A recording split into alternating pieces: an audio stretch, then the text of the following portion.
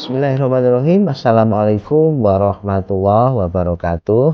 Kita berjumpa lagi dalam podcast yang saya asuh, Our Concern. Kali ini akan membawakan tema tentang bagaimana rakyat disediakan pangan. Pada menjelang pemilu yang lalu, Presiden Jokowi dan juga Pak Prabowo menjadi bulan-bulanan atas kegagalan, kalau bisa dikatakan dengan terus terang begitu ya, kegagalan menjadikan lahan 1 juta hektar di Kalimantan sebagai gudang pangan.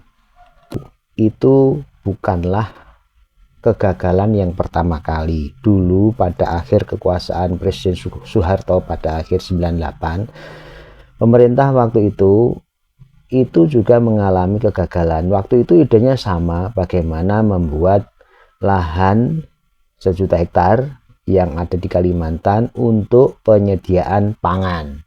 Adalah wajar seorang presiden dengan sekian juta penduduk itu memikirkan sesuatu yang besar, yaitu menyediakan pangan untuk rakyat sehingga tidak ada lagi impor. Dan itu saya kira logika yang sama yang dipikirkan oleh Presiden Jokowi.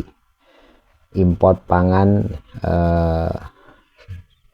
jutaan ton dilakukan ya, dari berbagai macam produksi, dari beras, tepung dan lain-lain ya. Nah, sementara lahan yang di Jawa itu kan sudah mulai berkurang terus menerus setiap tahun.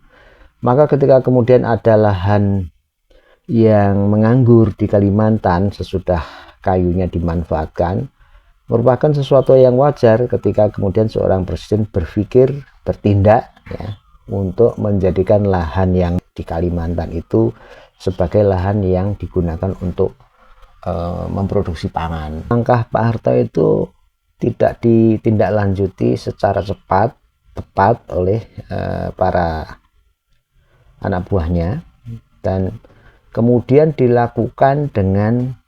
langkahnya dilakukan dengan tergesa-gesa. Tapi apa yang terjadi pada masa Pak Harto itu, lahan yang dimaksudkan untuk produksi pangan itu gagal total ya.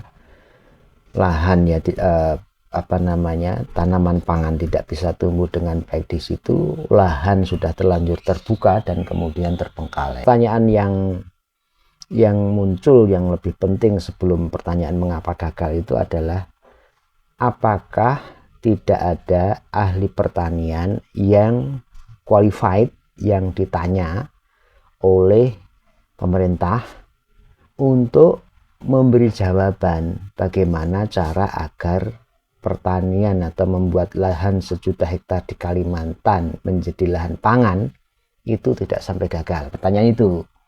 Pertanyaan mengapa kok sampai gagal itu sudah terjawab. Oh, ada ahli yang bilang bahwa Kalimantan itu bisa ditanami beras misalnya, dan seterusnya.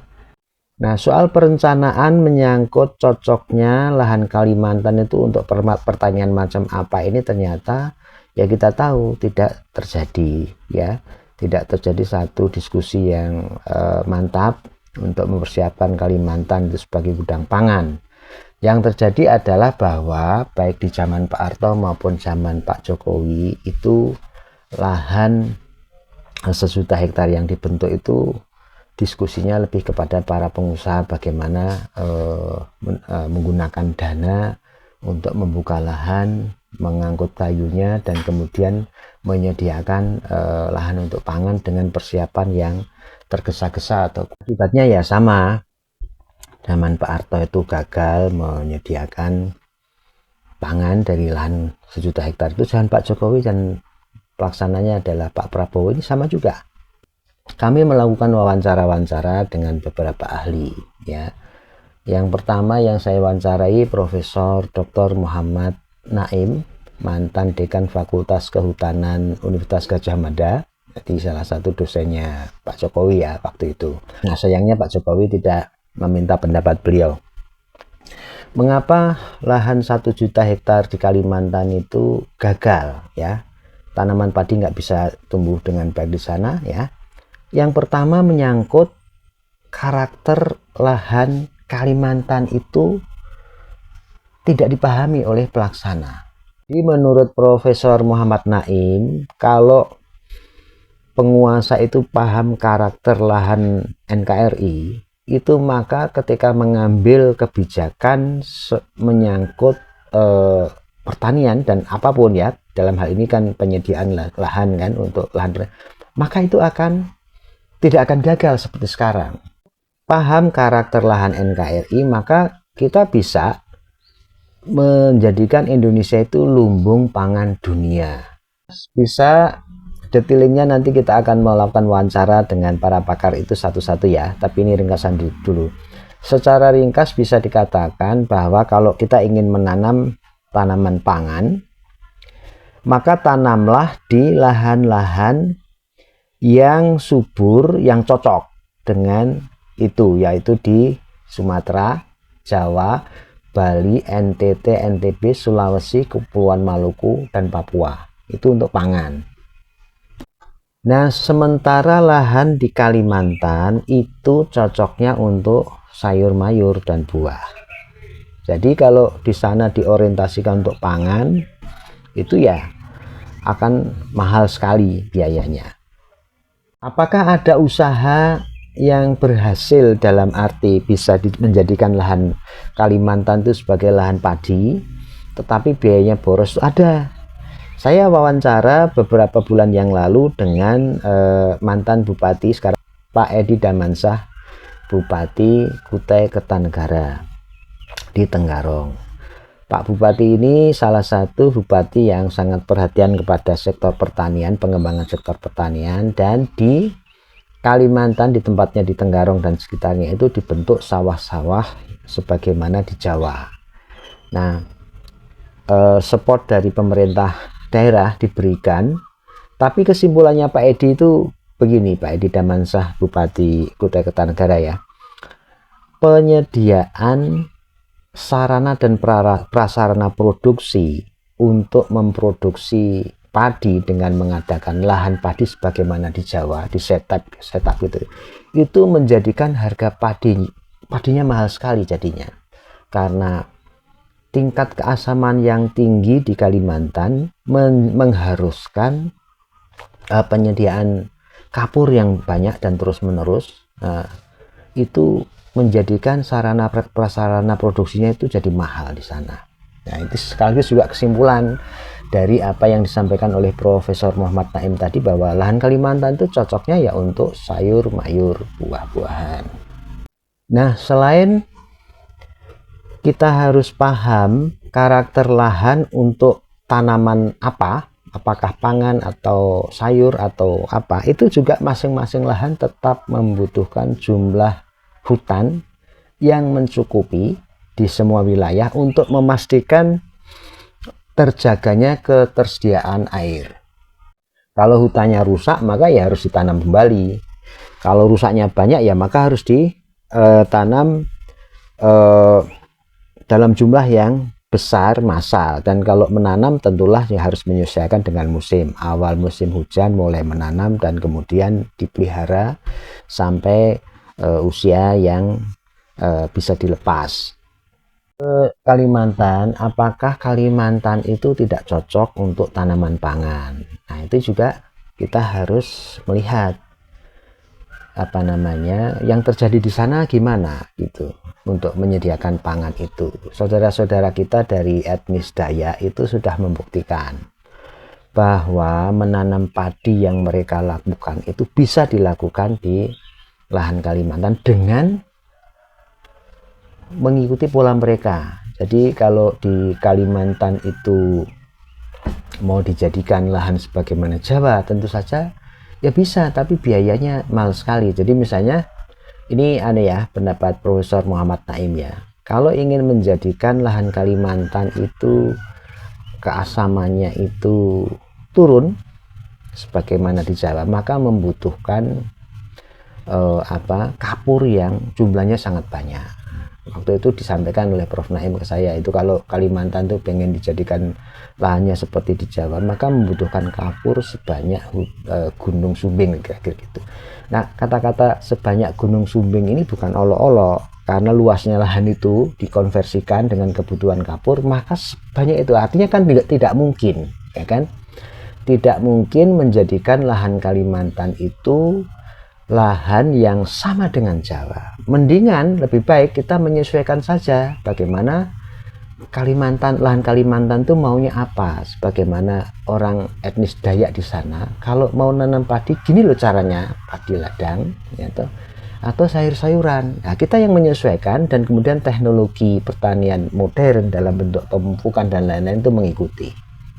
Lalu kita juga punya lahan yang luas di Indonesia Timur yang sudah terbukti cocok untuk peternakan. Nah, ini Profesor Ali Agus, Guru Besar Fakultas Peternakan UGM, itu menyampaikan kalau ingin menyediakan daging, peliharalah sapi yang cocok dengan karakter lahan Indonesia. Sapi yang cocok dengan karakter lahan Indonesia itu adalah sapi keturunan banteng. Dalam hal ini adalah sapi Bali yang dia bisa menyesuaikan dengan iklim, karena yaitu asli dari sini. Yang blasteranya itu ada sapi Madura gitu ya, yang dikawinkan dengan sapi putih dari India itu.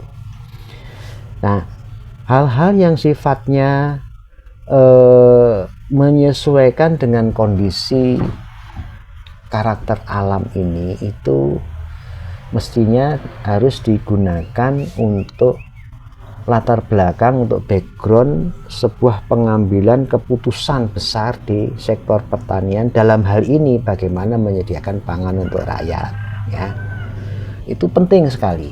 Praktisi yang lain, saya punya sahabat namanya Pak Syafi'i Latukonsina, orang Muhammadiyah, praktisi pertanian, ya, dia keliling di Indonesia. Dia, kalau Prof. Naim tadi kan menyarankan tentang karakter lahan kan, Indonesia seperti apa, sini cocok untuk ini, sini cocok untuk ini, sini cocok ini.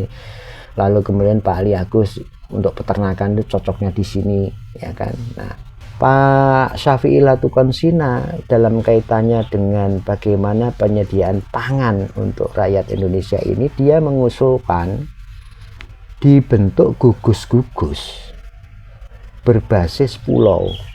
Jadi masing-masing pulau besar dan kumpulan pulau-pulau itu kan memiliki tradisi penyediaan pangan yang berbeda-beda. Jawa misalnya biasa menanam padi, jagung, palawija dengan mengikuti musimnya. Kemudian Kalimantan, bagaimana cara menanam padinya, bagaimana cara menanam pangannya, bagaimana jenis pangannya seperti apa.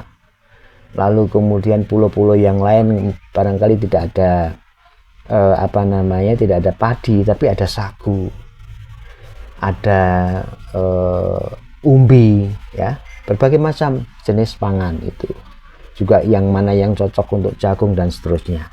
Nah, Pak Syafi'i menyarankan ada gugus pangan berbasis pulau. Nah, ini apakah satu kebijakan negara menyangkut usaha untuk menyediakan pangan rakyat itu didasarkan pada karakter lahan, didasarkan pada kebiasaan warganya, didasarkan kepada geografinya. Jadi antropologi sosial budaya itu harus dicermati, tidak boleh tergesa-gesa, meskipun langkah ini harus dengan cepat dilakukan, sehingga kalau itu dilakukan dengan cermat dan baik, ya, dalam hal bagaimana menyediakan pangan, dalam menyediakan daging, dalam hal menyediakan kebutuhan-kebutuhan termasuk tanaman-tanaman obat, dan itu nanti harus ada tambahan bagaimana dibuat manajemen negara. Mari kita mendata dulu persoalan-persoalan sebelum kita melakukan langkah di kebijakan pertanian, sehingga kebijakan itu benar dan rakyat yang terlibat itu menjadi lebih sejahtera. Demikian dari saya podcast kali ini. Sampai ketemu di podcast yang akan datang. Wassalamualaikum warahmatullahi wabarakatuh.